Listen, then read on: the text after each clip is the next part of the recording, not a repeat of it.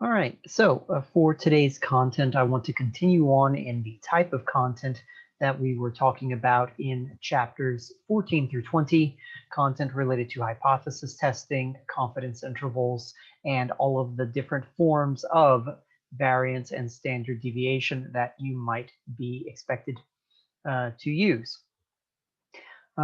Let's tackle this with a pair of examples. Here's the very first one I want to discuss. Example number 1. A drug company has developed a new drug designed to reduce high blood pressure. This data compares the effect of the new drug to the old drug. So the new reduction in blood pressure is a mean of 28.3 points with a sample standard deviation of 12 and a sample size of 15, while the old reduction was a mean of 17.1 with a sample standard deviation of 9 and a sample size of 20. And we are going to find the 95% confidence interval for the population mean reduction.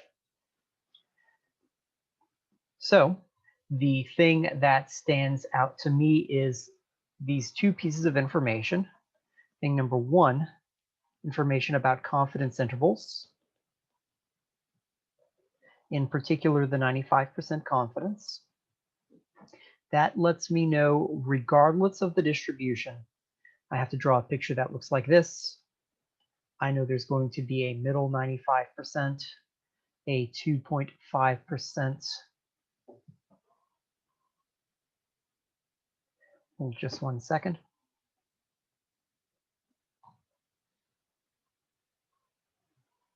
There we go. A 2.5% on one side and a 2.5% on the opposite side. And then I'm going to find these critical values. And I'm going to follow a formula that looks like sample, mean, plus or minus critical value times standard error. Now, which particular distribution and which particular standard error am I going to use? Taking a look at these pieces of information, I see that there are two samples where I know a sample standard deviation. That means I'm going to use t distributions. And the standard error is going to be of the form square root s1 squared over n1 plus s2 squared over n2. So that gives us all of the pieces of information we're going to need to tackle these problems. Let me get a colored pen here. First, for the sample mean. Remember that the big idea for all of these confidence intervals and hypothesis tests that involve two samples is that you're looking at the difference between the quantities to see a single thing. So I'm going to look at these values, and instead of looking at x1 independently and x2 independently, I'm going to look at x1 minus x2. So 28.3 minus 17.1 to give a value of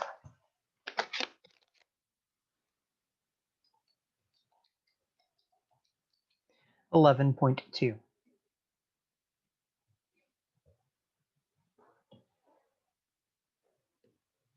Next, I'm going to look for the critical value.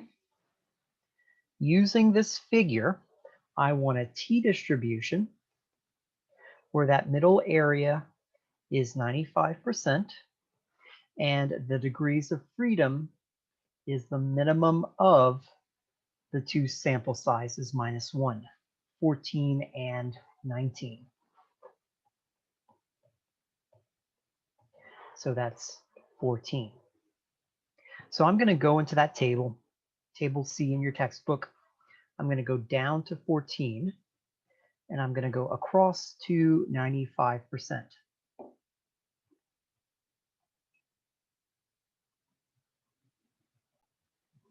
I get a value of 2.145. So that quantity is the critical value. And then finally, I want to calculate the standard error.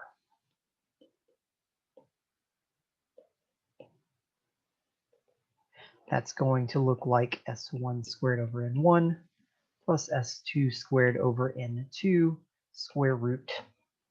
So let's calculate those quantities.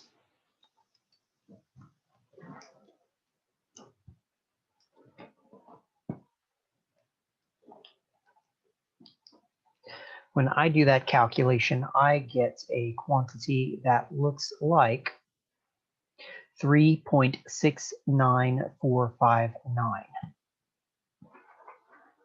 3.69459. So finally, I'm going to bring together all of these pieces of information, the sample mean of 11.2 plus or minus the critical value of 2.145 times the standard error of 3.69459. That will give us a lower bound when I do the subtract calculation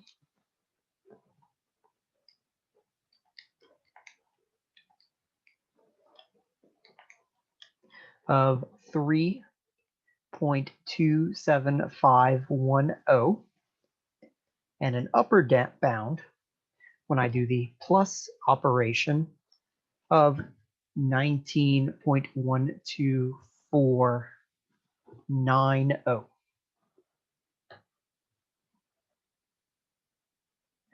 So I'm going to write a plain language sentence that describes the outcomes of this hypothesis test. This confidence interval.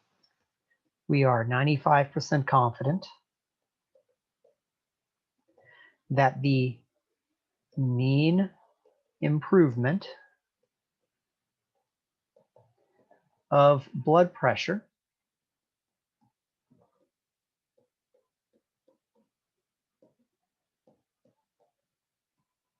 is between 3.2 points and 19.1 points. And obviously you'd write the whole collection of numbers out if you were actually reporting a clear sentence.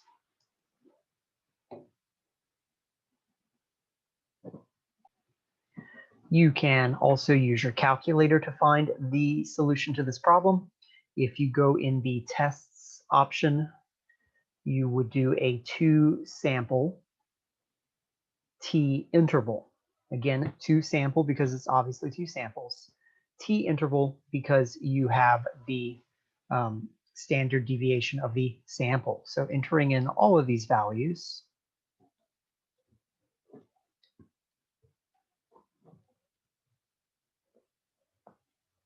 I get an expression that looks like, from the calculator, 3.5912, 18.809. Remember that this confidence interval is better than the one we do by hand because they use the more precise calculation of the degrees of freedom. The stronger degrees of freedom calculation gives you better intervals.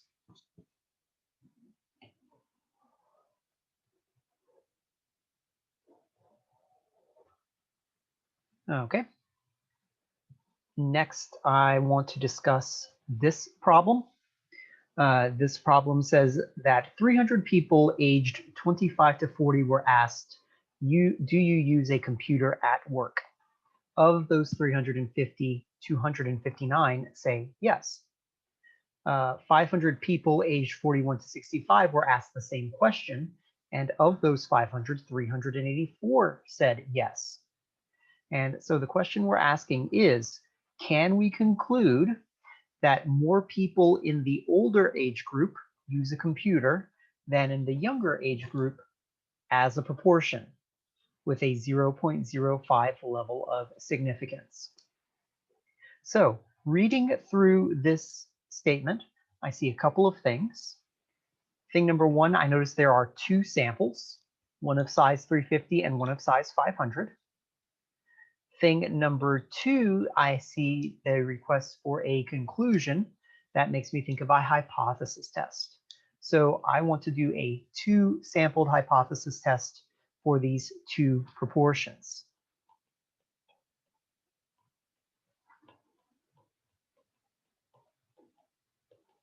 So there's going to be proportion from sample 1, which looks like, what was it, 384 out of 500.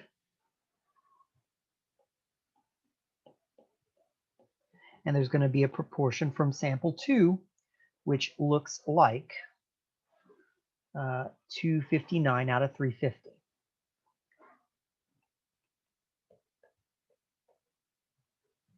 Now, since this is a hypothesis test, we need a null hypothesis. Remember, null hypotheses are that there is no difference. So proportion 1 equal proportion 2. And in the alternative, we're trying to see if proportion 1 is greater than proportion 2. Just like in all of the other two sample things, we're going to think of this as a difference.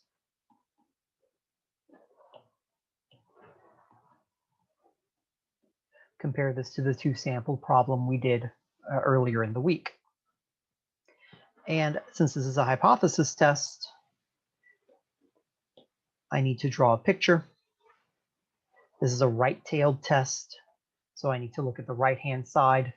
And finally, I need to decide if I'm going to do a critical value method or a p-value method. I think I'm going to do a p-value today.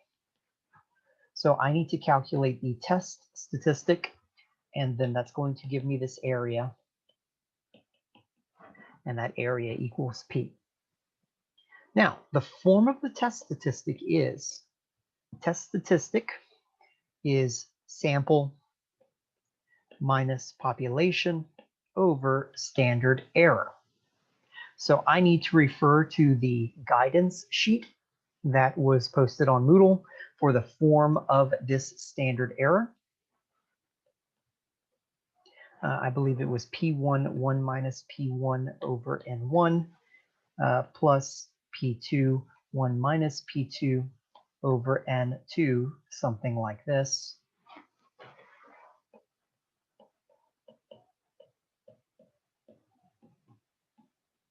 Here's plugging in all of the associated values.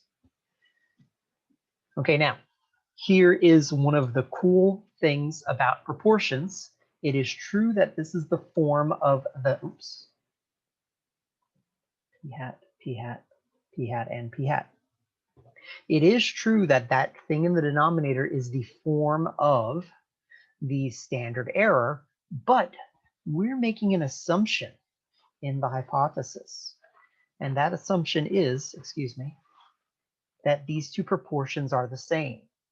So what we can do to make this calculation even simpler is think of these two quantities as coming from the same population. And instead of forming two samples, it forms one mega sample. Let's see. 384 plus 259 all over 500 plus 350. And since the proportions are the same, I'm thinking of these samples as coming from two mega samples. Pooled samples is what your textbook calls them. And I get a quantity that looks like 0.75647.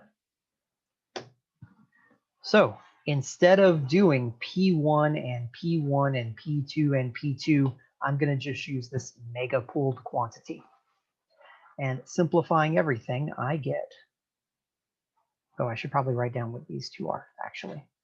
Sorry.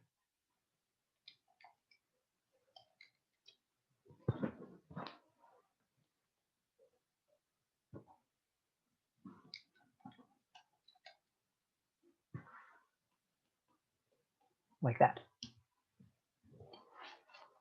So piecing it all together in here, 0.768. Take away 0.74. minus, our hypothesis was that P1 equals P2, so this quantity is 0, all over 0.75647, 1 minus 0.75647, 1 over 500 plus 1 over 350. All I'm doing is factoring out these common numerators, and that goes all the way across the bottom.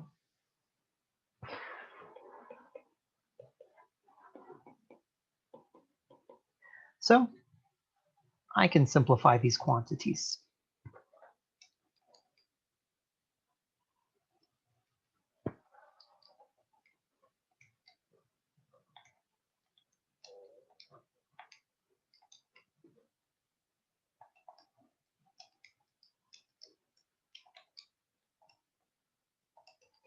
When I do all of the simplification, I get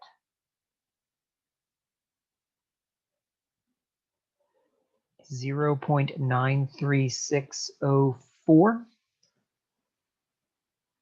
as the test statistic. Let me double check and make sure I didn't type in anything too ridiculous.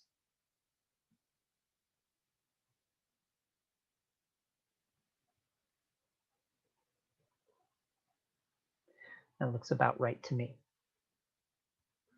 Okay, so that's the test statistic. Now I'm going to draw it in the context of this picture.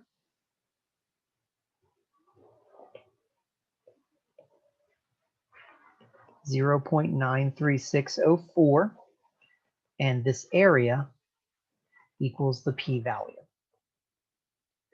So the tool that turns areas underneath a z distribution, values underneath a z distribution to area is the normal CDF. 0.93604, 1E9901, because these are z-scores.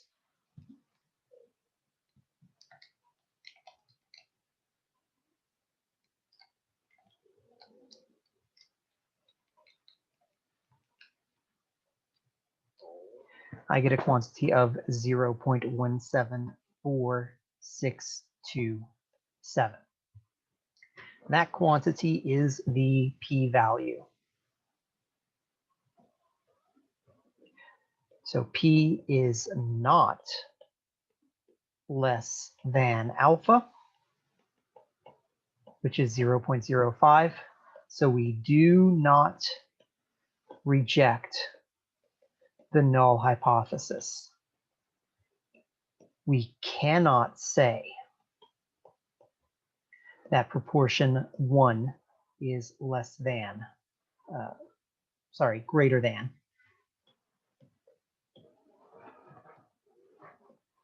proportion 2. Be careful with your phraseology of these conclusions. The conclusions are you cannot conclude the alternative. You cannot reject the null. You cannot conclude the alternative.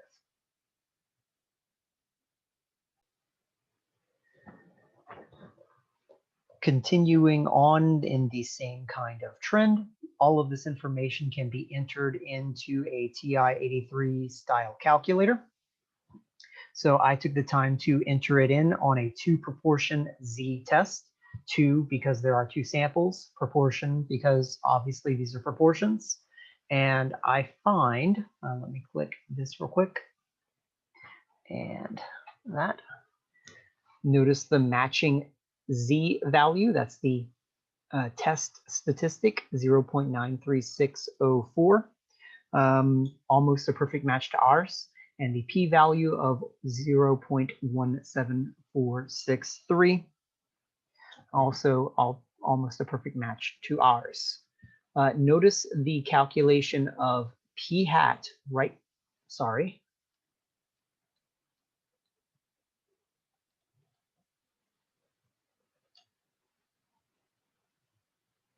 Notice the calculation of p hat at the bottom.